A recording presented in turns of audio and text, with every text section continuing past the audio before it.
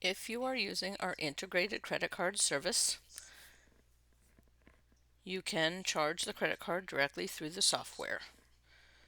In order to do that, you'll come to the Payments tab in the patient's chart, come in.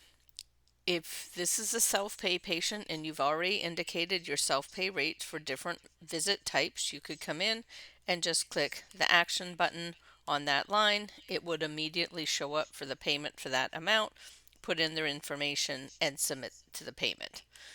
If this is for a new payment for something else, like a copay, you could add that as a visit type and then select the copay from the list, put in the amount, and then click pay in the top right.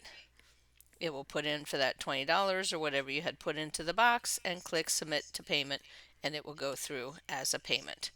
The payment details will then show up here with the reference number, transaction status, all this type of information you will see then as you've entered the credit card information. And now, as you can see, as I put that co-payment amount in there, it is now showing, and I can just click the credit card icon.